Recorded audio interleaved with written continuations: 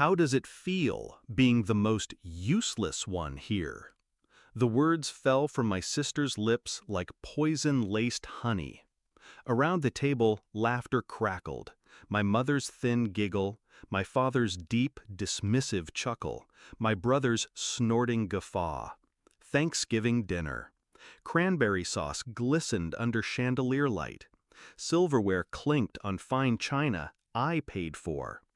I took a slow breath, let the burn of shame settle.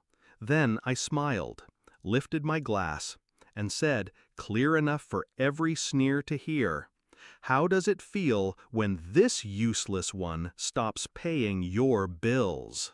The laughter died like a candle in a hurricane. I grew up knowing silence was safer than honesty. In this house, love came at the price of submission. Natalie was the golden child. She danced ballet, dated quarterbacks, threw tantrums with the elegance of a queen.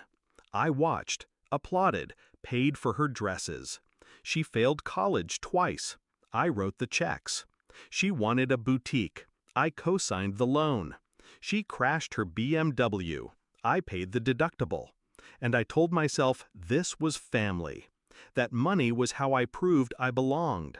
That if I gave enough, I'd earn their respect. I was wrong. The first crack showed last spring. Natalie invited me to brunch, a rare, glittering olive branch.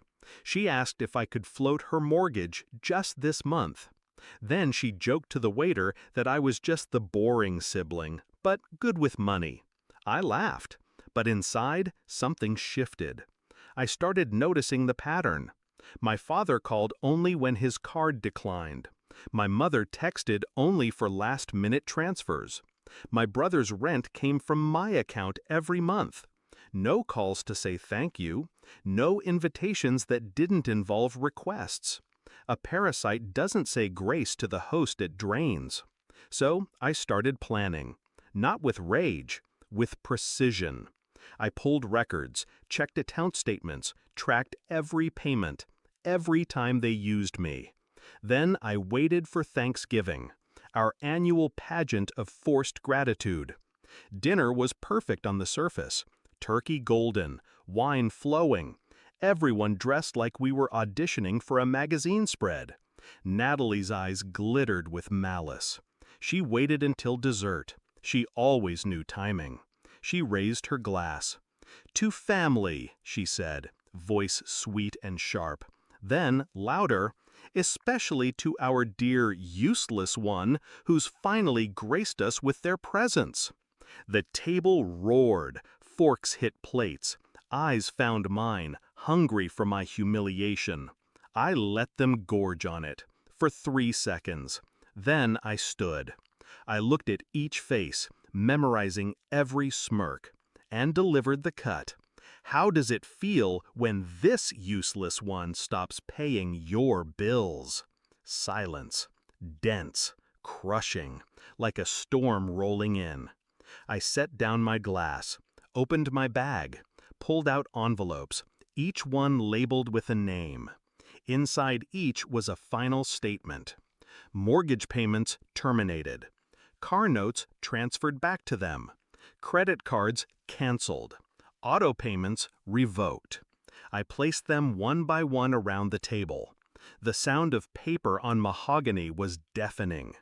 Natalie opened hers first. Eyes darted. Face drained of color. "You can't do this," she hissed. I smiled. I already did. My father's hands shook as he read his. My mother gasped. My brother tried to laugh, then checked his phone. His face crumpled when the banking app refused to open.